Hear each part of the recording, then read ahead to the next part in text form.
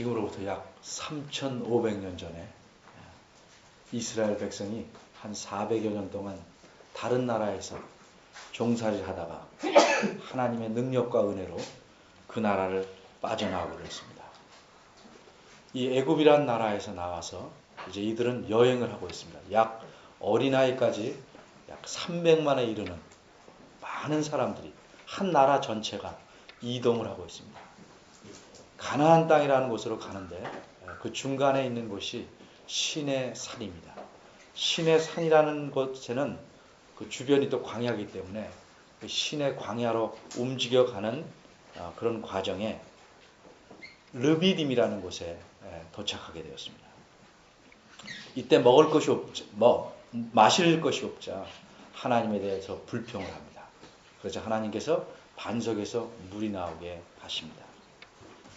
근데 이때 최초로 홍해를 건넌 뒤에, 바다를 건넌 뒤에 최초로 적군의 침입을 받게 됩니다. 이 민족은 아말렉이라는 그런 민족인데 유목민입니다. 이 사람들이 수가 많아서 300만이나 되는 사람하고 맞서서 싸운 것이 아니고 마치 게릴라전처럼 여기저기를 공격하면서 아주 힘을 들게 합니다.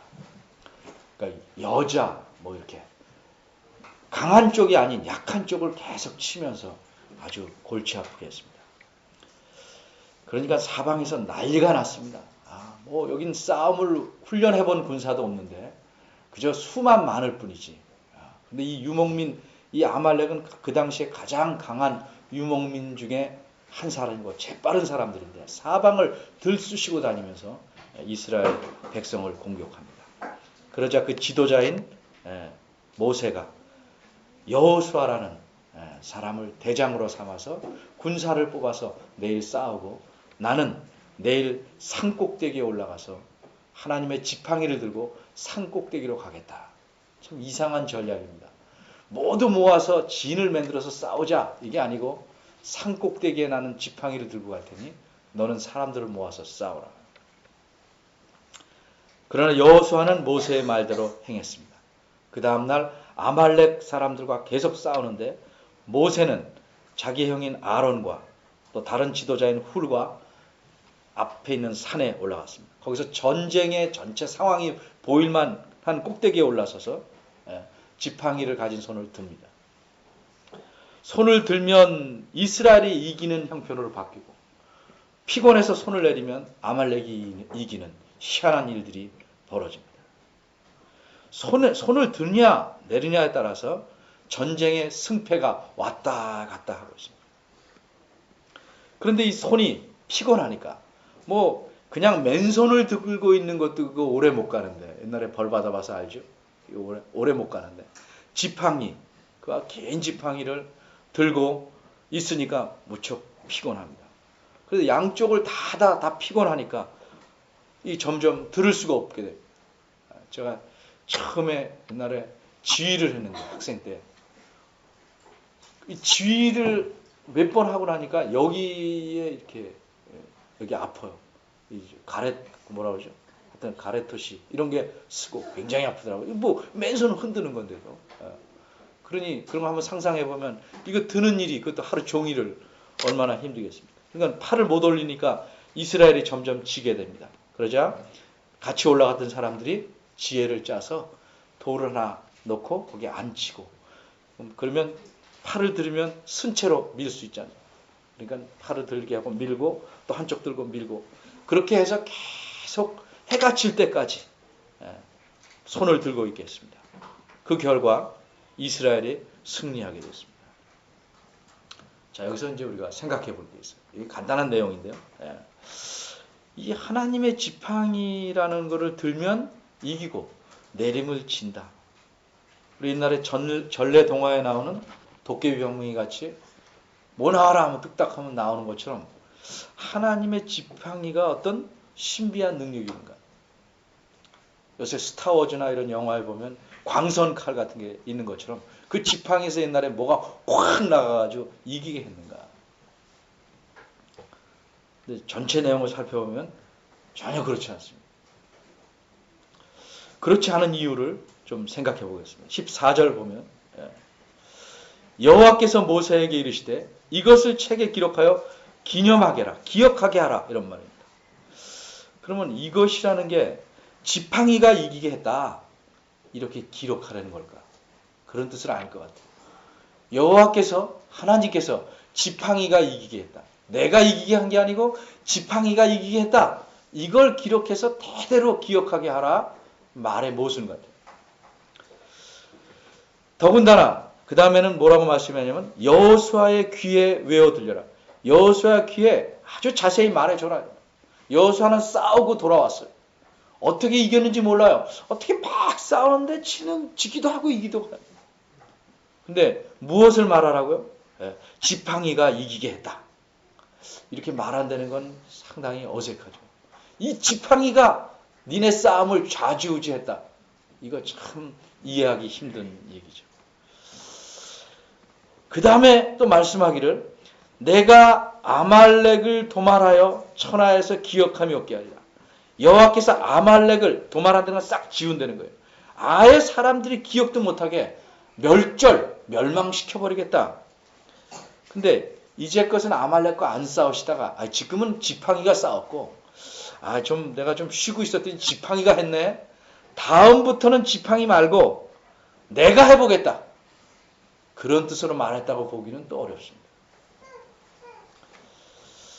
근데 15절에 보면 15절과 16절은 이제 모세가 한 행동인데요. 모세가 제단을 쌓고 싸움이 끝난 다음에 제단을 쌓고 그 제단의 이름을 여호와 니시라고 했다. 여호와는 나의 깃발이다. 지팡이가 이기게 했다면 지팡이 니시 이렇게 해야 맞는 것인데 왜 여호와 니시라고 했는가? 적어도 모세의 생각은 지팡이가 이기게 한 것 아니고 누가? 여호와께서 이기게 했다라고 생각하기 때문에 이런 말이 가능한 것입니다. 더군다나 그 다음 모세가 한 말이 무엇이냐면 여호와께서 맹세하시기를 여호와가 아말렉으로 더불어 대대로 싸우리라 하셨다. 이렇게 말했어요. 지금도 싸웠지만 대대로도 이거는 여호와께서 하실 싸움이다. 이런 뜻으로 말했다는 뜻입니다. 따라서 하나님의 지팡이가 이기게 한 것이 아니고 여호와께서 이기게 하셨다는 거죠. 그러면 두 번째 생각할 것은 이 하나님의 지팡이는 뭔가? 왜 이게 나타나는가 하는 문제죠. 하나님의 지팡이란 말을 쓴 것은 하늘에서 내려온 지팡이 혹은 하나님이 자기가 좀 쓰시다가 그래 너 기특한데 너 이거 한번 써봐라 이렇게 하사한 하나님이 쓰시던 지팡이라는 뜻이 아닙니다. 이것은 원래 모세의 지팡이입니다. 모세가 양을 치면서 들고 다니는 양을 인도하기도 하고 양을 해치러 오는 짐승을 무찔리기도 한 그건 긴 지팡이입니다. 그런데 왜 이것을 하나님의 지팡이라고 했는가? 여기에는 사연이 있습니다. 모세가 자기가 자기 민족인 이스라엘 사람을 건져보려고 하다가 사람을 쳐 죽였는데 그게 발각됐어요. 그래서 도망을 칩니다. 살인자가 돼서 도망을 칩니다. 그래서 다른 민족에 가서 40년을 사는데 그 민족이 미디안이라는 민족입니다. 이 사람들은 양을 쳐서 먹고 사는 유목민들이에요. 거기서 40년 동안 양 치는 사람 노릇을 합니다. 40세에 도망쳐서 40년 동안 양치기를 하니까 80세나 됐습니다. 전에도 설명했지만 그 나이 되면 그 시대 사람들은 다 죽어야 될 나이입니다. 옛날 사람은 아주 성경에 나오는 오래된 사람들은 오래 살았지만 우리 조선시대도 보면 왕들이 보통 평균 연령이 50세가 안 됩니다. 이조 시대 왕, 물론 어떤 왕은 많이 살았지만 평균 연령이 50세가 채 안 돼요. 이 모세 시대에는 많이 살아야 70세 아니면 80세. 그러니까 80세나 돼서 죽음이 다 된 그런 노인을 하나님이 부르십니다. 내가 너를 사용해야겠다. 너를 통해서 내 백성 이스라엘을 애굽에서 건져내야겠다. 근데 40년 동안 아무것도 안 하고 도망제로 살다 보니까 주눅 들고 모든 것이 자신감이 없습니다. 난 못하겠습니다. 내가 널 보냈으니까 가서 해라. 그 사람들이 날 믿겠습니까? 내가 하나님을 만났다. 하나님이 날 보냈다. 날 믿겠습니까? 하나님 말씀하시기를 내 손에 든 것이 뭐냐? 지팡이입니다. 그걸 던져봐라. 이렇게 말씀합니다. 지팡이를 던지니까 뱀이 됩니다. 진짜 뱀이 됩니다. 무서워서 피합니다. 다시 그 꼬리를 잡아라. 잡으니까 다시 지팡이가 됐어요. 그 외에 손을 넣었다 빼라. 문둥이가 됐다가 멀쩡해졌다. 이런 여러 가지 일들을 통해서 하나님께서 확신을 주십니다. 자, 이렇게 해서 그 지팡이를 잡고 애굽으로 돌아갑니다. 이때 성경이 출애굽기 4장 20절에 말하기를 모세는 자기 지팡이가 아니고 이 지팡이를 가지고 이제 하나님이 자신의 능력을 나타내실 것이기 때문에 하나님의 지팡이를 잡고 애굽으로 돌아간다. 이렇게 말하고 있습니다. 그때부터 이 지팡이는 소유주는 모세 것이지만 이 지팡이를 통해서 하나님께서 능력을 나타내실 것이기 때문에 하나님의 지팡이라고 표현을 했다. 그 뒤에 이 하나님의 능력이 하나님께서 이 지팡이를 통해서 능력을 나타낼 이 지팡이가 어떤 일을 했는가? 우리 출애굽기 앞을 쭉 보면 바로 앞에 섰습니다. 애굽 왕, 세계를 다스리는 왕입니다. 뭐 무서울 게 없는 왕입니다. 그 앞에 가서 내 백성을 내놓으라고 여호와가 말했다. 도대체 여호와가 누구냐? 들어본 적도 없다. 이렇게 말합니다. 그 앞에서 지팡이를 던지니까 뱀이 됩니다. 그러니까 애굽 왕의 신하인 술객들도 마술사들도 다시 자기네들 지팡이를 던집니다. 뱀이 2마리가 됐는데 잡아먹습니다. 그런 일도 있었죠. 또 나일 강물을 치니까 강물 전체가 피로 바뀝니다. 또 땅에 티끌을 치니까 또 사람을 무너리는 곤충 조그만 것들을 표현합니다. 하늘을 향하여 지팡이를 드니까 불 섞인 우박이 내려옵니다.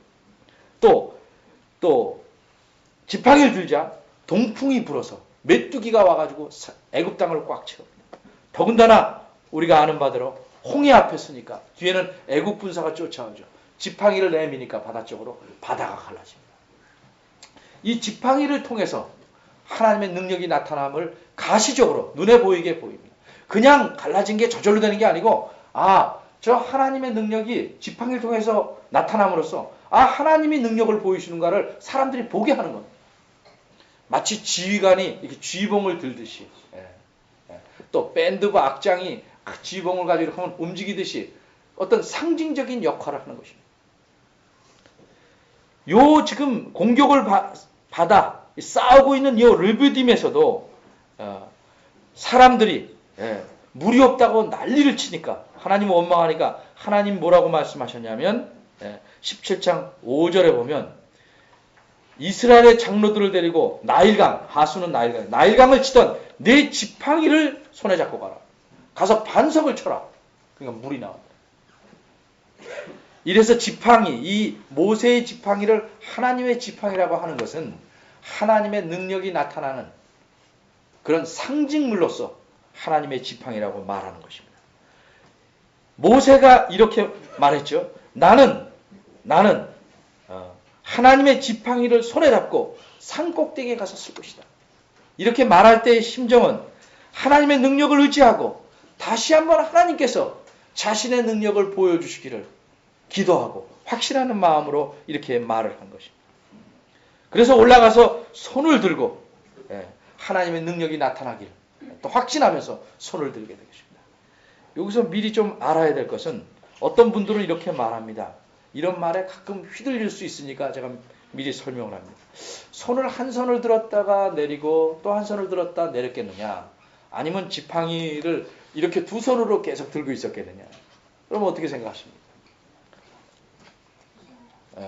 여러분들은 뭐 생각하기 좋은 대로 생각하겠죠. 근데 이 2손으로 들었다 하는 입장을 취하는 분들이 있어요. 그분들은 12절에 보면 모세의 팔이 피곤하매, 이 말이 원문에서는 모세의 2손이 피곤하매 이런 뜻입니다. 2손이 다 피곤하니까 2손을 들었을 것이다. 이렇게 이제 생각을 할 수 있는데 11절에 보면 모세가 손을 들면은 단수입니다. 모세가 한 손을 들면 이스라엘이 이기고 그 한 손을 내리면 못 들고 있으면 아말렉이 이겼다. 근데 이렇게 하다가 2손이 다 피곤해졌다. 무거워졌다. 이렇게 보는 것이 성경의 뜻에 잘 맞는 이야기라고 생각합니다. 자, 하나님의 지팡이에 대한 것은 그 정도 생각을 하고 또 하나 생각해 볼 것은 14절부터 16절 사이입니다. 그 유목민 아말렉이 와서 이스라엘 백성들을 공격했는데 어떻게 하나님은 이렇게 심하게 말할 수 있을까? 아말렉을 도말하여 몽땅 다 전멸시켜서 천하에서 기억함이 없게 하리라. 그거 좀 공격한 거 가지고 애굽에 대해서도 그렇게 안 했거든요. 애굽에 대해서도. 근데 좀 공격한 거 가지고 그 사람들을 혼내주면 되는 거지. 다시는 천하에서 기억되지 않게 아주 씨를 말려버리겠다. 하나님 왜 이렇게 갑자기 심하게 하실까? 이토록 이 사람들의 공격이 심각한 것인가? 전체를 죽이려고 한 것 아니고 게릴라전으로 좀 한 것인데 그렇게 그게 심한 것일까? 이 점에 대해서 여기서는 잘 드러나지 않지만 궁금증이 남아있을 수 있기 때문에 좀 설명을 해야 할 필요가 있습니다. 모세는 싸움이 끝난 다음에 단을 쌌습니다. 그리고 뭐라고 그랬냐면 여호와 니시. 니시란 말은 히브리 말로 나의 깃발이란 뜻입니다. 깃발이란 말은 쓰는 거는 비유적인 표현입니다. 저 사람은 호랑이다. 그럼 뭐예요? 저 사람은 무섭다. 이런 뜻이죠. 저 사람은 종이 호랑이다. 그러면 무서운 건 무늬만 있고 실제는 안 무섭다. 이게 다 알아듣습니다. 여호와는 나의 깃발이다. 이럴 때 그건 무슨 뜻이겠는가? 옛날에 월남전에 맹호 부대가 막 가면 그 맹호가 그려진 깃발만 보고도 무서워했다는 말이 있습니다. 옛날 전쟁에도 보면 무슨 영국의 어떤 왕이 자기의 깃발을 사자로 그려놓으면 사자왕이 온다. 그러면 다 깃발만 보고도 물러나요. 처음엔 우습게 여겼겠죠. 그러나 싸우다 보면 그 깃발에 가진 위력, 그 깃발의 주인의 위력을 아는 것이죠. 그러니까 여호와는 나의 깃발이라 하는 것은 내가 또 이스라엘 백성이 이 여호와께 속하고 그분을 따라간다. 그분의 능력을 의지해서 그분의 능력을 믿고 원수를 이기며 따라간다 하는 의미에서 여호와는 나의 깃발, 니시다 이렇게 표현했다고 우리가 생각할 수 있습니다. 근데 이어서 이 모세가 하는 말이 이 제단을 쌓아놓고 여호와 니시다, 여호와는 나의 깃발이다 이렇게 고백을 하고 이름을 붙인 뒤에 하는 말씀이 16절에 가로되 여호와께서 맹세하시기를 여호와가 아말렉으로 더불어 대대로 싸우리라 하셨다 하였더라. 그러니까 이 말 뜻은 얼핏 보면 여호와는 내가 아말렉으로 더불어 대대로 싸우겠다. 오늘만 싸운 게 아니고 대대로 싸우겠다. 이렇게 맹세했다라는 말처럼 보입니다. 근데 여러분 가진 성경에 보면 거기 표시가 뭐 있을 겁니다. 여호와께서 맹세하시기를 이런 표시가 있습니다. 없는 성경도 혹 있어요. 그러나 일단 보시면 그 말뜻이 무엇인가부터 생각을 해야 됩니다. 성경을 안다는 것은 정확히 알아야 이 말씀이 우리와 어떤 연관을 갖는가를 알 수 있는 거예요. 그냥 남의 이야기 들을 때는 신경 안 쓰죠. 성경을 기록해 놓은 것은 저 남의 이야기다. 우리하고는 관계없다. 그러면 이렇게 자세히 알 필요가 없어요. 자세히 알아야 되는 것은 우리와 연관이 있기 때문에 그렇습니다.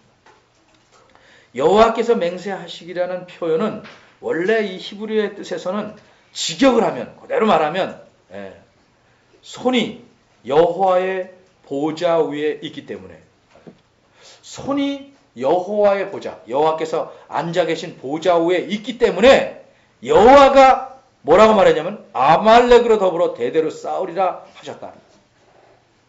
아말렉으로 더불어 대대로 싸우리라 라고 하신 이유는 뭐냐 하면 손이 여호와의 보좌 위에 있기 때문이다 이런 뜻입니다. 근데 어떻게 여호와께서 맹세하기라는 번역이 나왔냐? 뭐 설명을 드려야죠.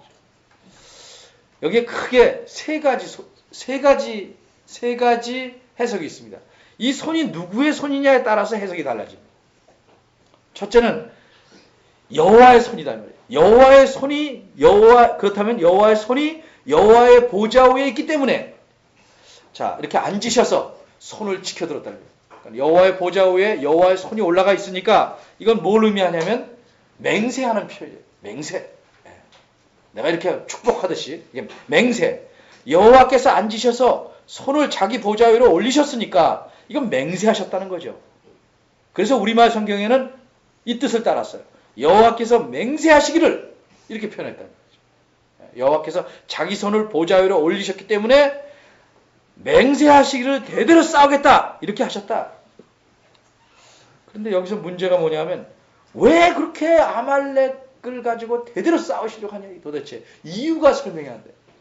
아말렉만 특별히 미워하는 거 왜 대대로 싸우려고 하시는가 하는 데 대해서 이유가 설명되지 않습니다.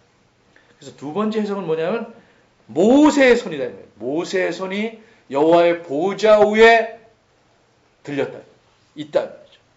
이건 상징적으로 얘기하는 겁니다. 지팡이를 들은 손을 이렇게 들은 것은 여호와를 향한 것이다. 여호와께 기도한 것이다.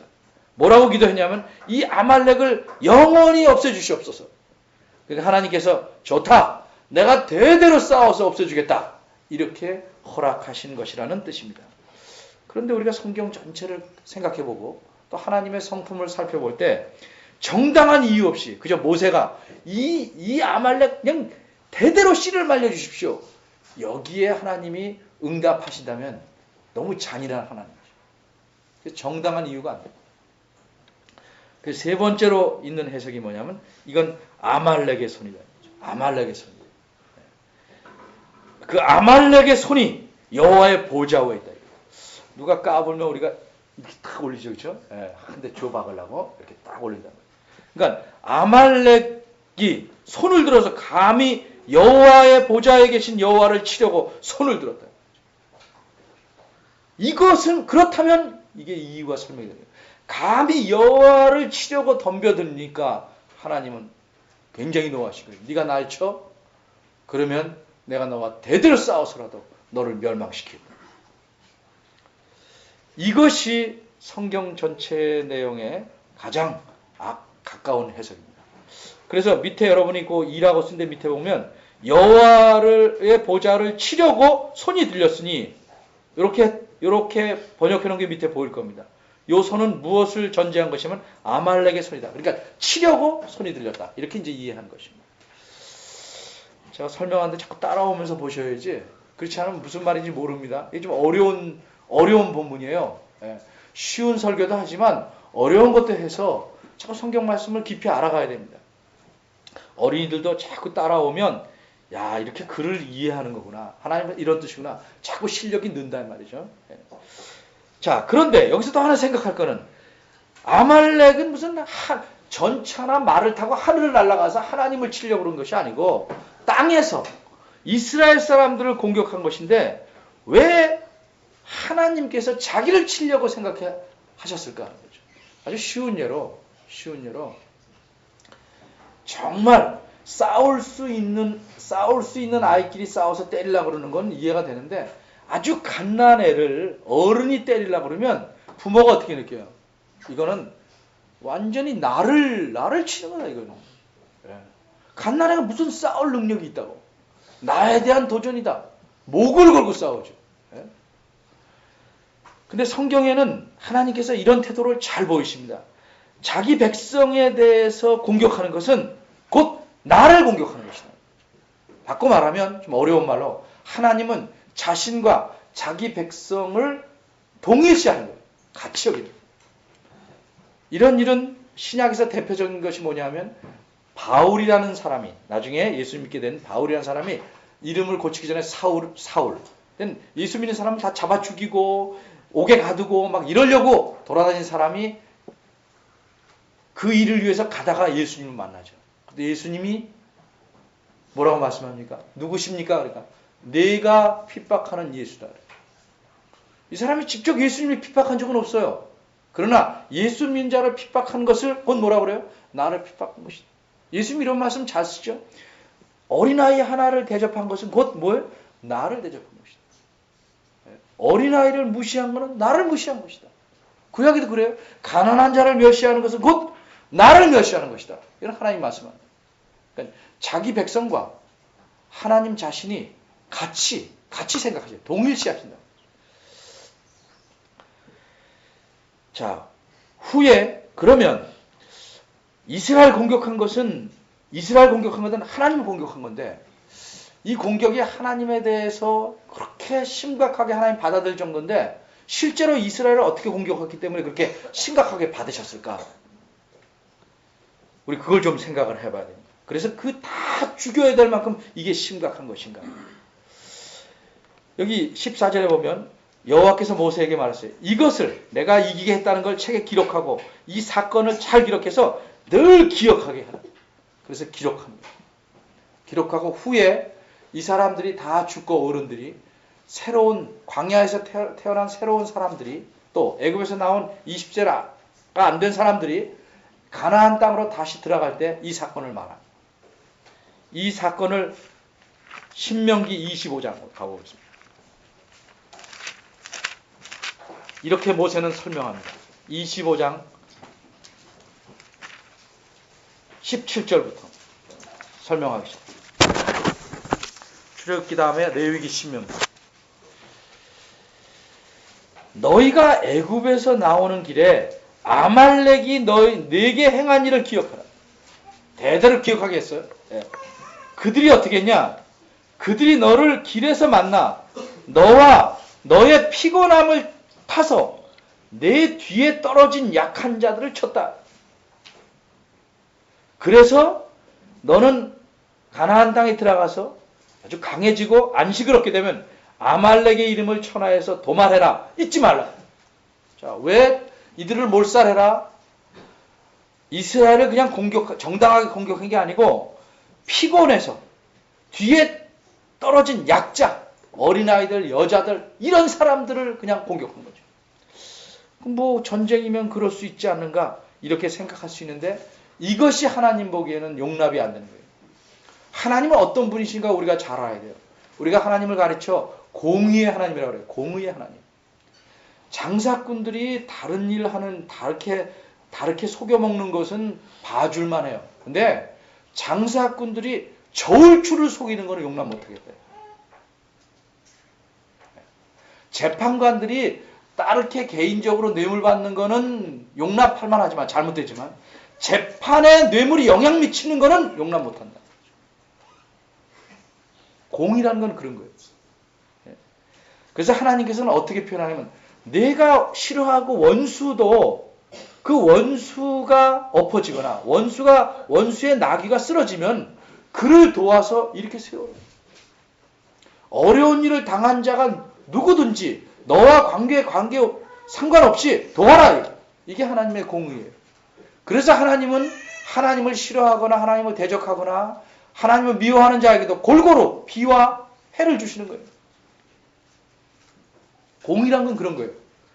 나한테 관계 있으면은 잘 돕고 나가 싫어하면 안 돕고 하는 거예요. 어려운 처지가 있으면 도와야 되는 게 공의라요. 그럼 이스라엘 백성이 약하고 처지면 그 사람들은 공격하지 말고 강한 사람을 공격해야 정당하다. 근데 오늘날 시대는 공의가 아주 거의 멸종된 시대예요.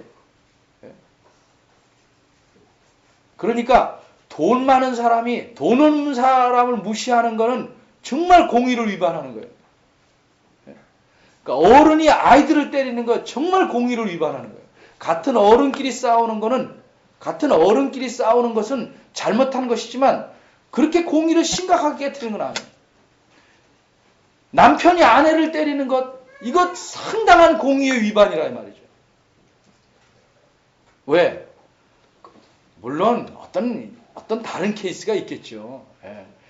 여자가 운동으로 무장해서 남자가 너무 상대가 안 될 경우에는 여자가 남자를 때리는 게 공의의 위반이에요.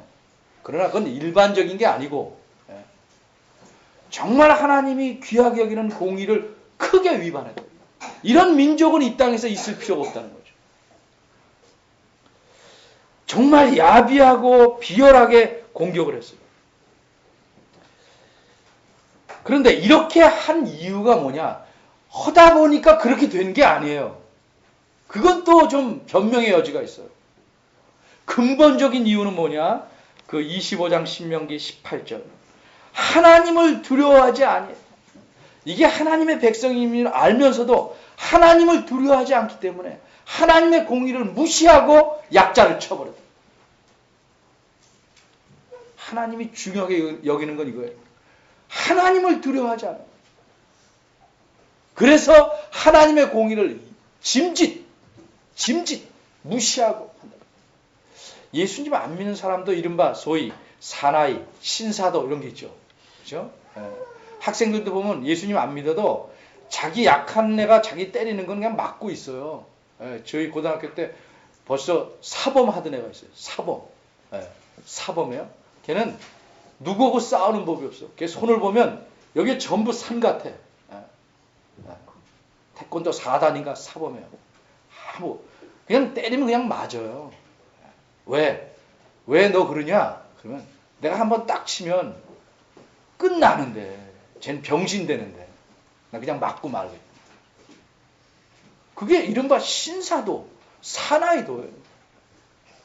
그런 것이 하나님 모르는 사람에도 다 안에 심겨져 있단 말이에요. 근데 이 아말렉이라는 민족인은 하나님을 두려워하지 않아서 이 공의를 일부러 짓밟고 피곤하고 낙오된 사람을 몰래 아주 비열하게 공격했대.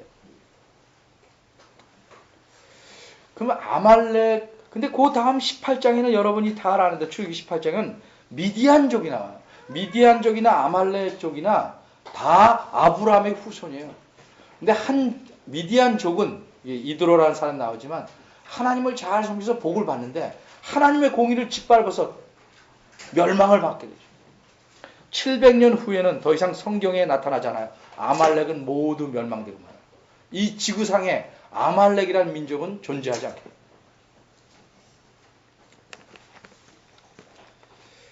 자, 그러면 이 이야기, 오래전에 3500년 전에 있던 이야기가 우리와 무슨 관계가 있냐? 우리는 지금 이스라엘도 아니고 여기 그 아말렉 쪽도 없어졌다며 우리하고 무슨 상관이 있는 거야?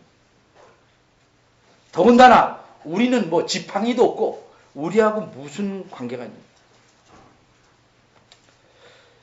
여기서 생각하는 첫째, 하나님께서는 이 사건을 그냥 일회성으로 지나가게 하시지 않고 기록해서 계속 기억하게 했다. 이스라엘뿐만 아니라 계속 이스라엘이 어떤 의미가 있냐면 하나님의 백성이다. 하나님의 백성이라면 기억해야 된다. 그래서 성경책에 기록되어 있는 거예요. 이 사건이. 우리가 민족적으로는 이스라엘 민족이 아니지만 신분적으로는 똑같은 하나님의 백성이라는 거예요. 그래서 성경책에 기록되어 있는 거예요. 하나님이 하신 일이 여기에 있는 것뿐만이 아니죠. 더 많지만 특별히 성경책에 기록되는 것은 우리가 다 알아야 할 것이기 때문에 기록해 놓은 거예요. 근데 조금 아까 신명기 25장에서 나온 이유, 왜 하나님이 이렇게 분노하셨는가? 이유는 오늘 본문에 없어요. 그건 뭐냐면 이유에 초점을 맞추지 않고 하나님이 어떻게 하시냐에 초점을 맞추기 때문에 그래요. 내가 너를 꼭 혼내주겠다에 초점이 있는 거예요. 왜 혼내주겠냐에 초점이 있는 게 아니에요.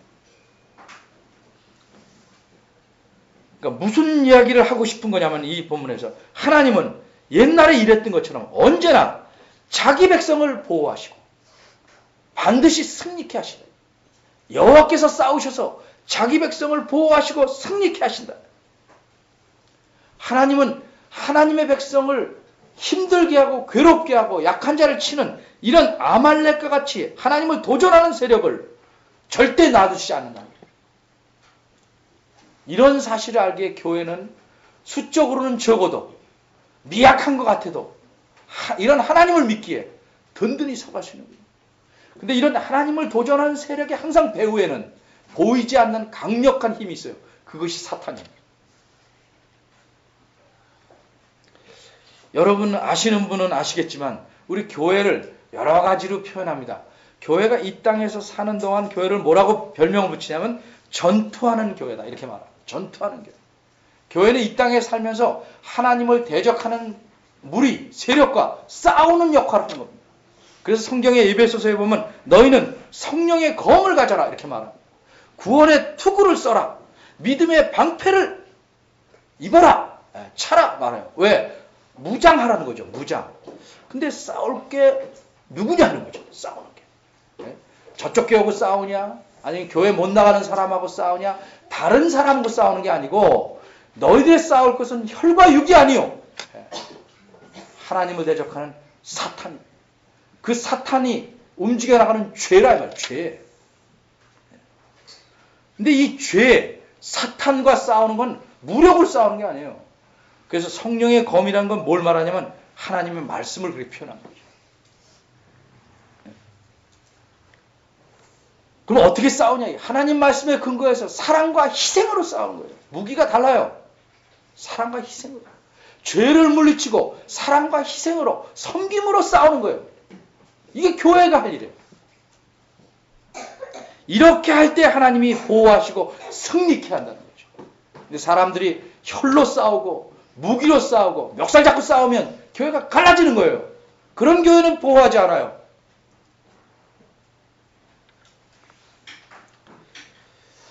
베드로 여러분 아시죠? 베드로가 예수님이 내가 이제 너희를 떠나갈 것이다. 십자가에 못 박히게 될 것이다. 가르치니까 절대 저는 예수님을 부인하지 않겠습니다. 너 내일 새벽닭이 울기 전에 3번 나를 부인하리라. 실제로 그런 일이 벌어졌어요. 얼마나 통곡하고 울었는지 몰라요. 그 뒤에 베드로가 편지 2개를 씁니다. 성경 안에 있어요. 베드로 전서, 베드로 후서. 자기의 잘못을 회개하면서 다른 믿는 사람들께 이렇게 충고합니다. 근신하고 깨어라. 너희 대적 마귀가 우는 사자처럼 두루 다니며 삼킬 자를 찾는다. 자기는 벌써 삼켜져 봄을 당했어요. 예수님을 부인해봤어요. 그러니까 사자처럼 돌아다니면서 우리를 잡아먹으려는 마귀의 유혹, 죄의 힘이라는 게 어떤 건지를 겪어봤어요. 그래서 너희 믿음을 굳게 하여 그 마귀를 저를 대적하라. 이렇게 말씀합니다.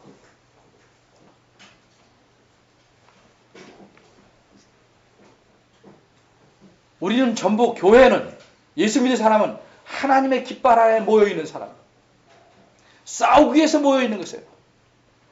총칼을 드는 게 아니고 사랑과 희생과 섬김으로 싸워야 되는데 이 적이 앞에 있는 것이 아니고 우리 안에 많게 된다. 우리 안에. 그래서 우리 안에 자중질환이 일어나게 해요. 내 안에 사탄의 유혹과 사탄의 요구를 쫓아가는 죄들이 득실거려요. 우리 안에를 살펴보세요. 물론 밖에서도 교회를 위협하는 게 있지만 내가 믿음으로 굳게 서지 않으면 내가 교회에 하나하나 기둥 같기 때문에 무너지는 거예요. 뭐가 우리 교회 전체를 나를 흔들어 넘어뜨리는 문제입니까? 이기심, 욕심, 늘 나만 생각하고 남을 깔보고 무시하고 교만하고 이런 것들이 우리를 무너뜨리는 거예요. 이런 것들이 새로운 아말렉군이 돼서 우리를 무너뜨리는 거예요. 이럴 때 어떻게 됩니까? 우리는 그 욕심을 이겨낼 힘이 없어요. 우리 자체로는. 왜? 욕심이 너무 커요. 하나님을 의지해요. 하나님의 능력을 의지해서 그걸 밀어내고 든든히 서야 됩니다. 언제나 살펴보면 어느 교회에서나 부부끼리 다투고 뭐 하다가도 항상 의견이 합하는 게 있어요. 그건 뭐예요? 오늘 교회 가지 말고 놀러 가자. 아, 이거는 어떤 부부도 딱 맞아요. 여러분 부부들 보세요. 교회 우리 이렇게 전체로 해서 해봅시다. 항상 적게 하자는 사람이 우세하겠다. 많이 하자는 사람이 땡겨오지 못합니다. 항상 그래요. 우리 좀 더 헌신해보자. 아, 뭐래 조금만 하지. 그럼 또 뒤로 갑니다. 언제나 그렇습니다. 왜? 물리치지 않으니까. 여러분이 믿음으로 정말 피를 흘리고 사랑과 희생으로 섬김으로 싸우려고 애쓰고 여호수아 나가 싸웠던 것처럼 최선을 다해 싸워요. 하나님의 능력을 의지한다면 우리는 든든히 설 것입니다. 늘 승리할 것입니다. 이런 우리를 하나님께서 끝까지 보호하시고 승리케 하실 것입니다. 이런 신앙에 승리하는 신앙, 굳건한 군사로서 서가는 여러분들이 되기를 간절히 바랍니다. 기도하겠습니다. 하나님 아버지, 하나님이 어떠하신 분인지를 우리가 배우고 생각해 봅니다. 우리가 이렇게 연약한 채로 세속의 물결에 흔들리지 않게 하시고 강한 군사로 서게 하시며 하나님의 능력을 믿고 의지하며 살아가는 교회로서 길 나아갈 수 있도록 도와주시옵소서. 모세가 고백한 것처럼 또 그 제단에 이름을 붙인 것처럼 여호와께서 우리의 깃발이심을 알고 승리하는 삶을 살 수 있도록 저희들을 이끌어 주시기를 간절히 바라옵나이다. 예수님의 이름으로 기도합니다. 아멘. 다 같이 일어나서 성경 5장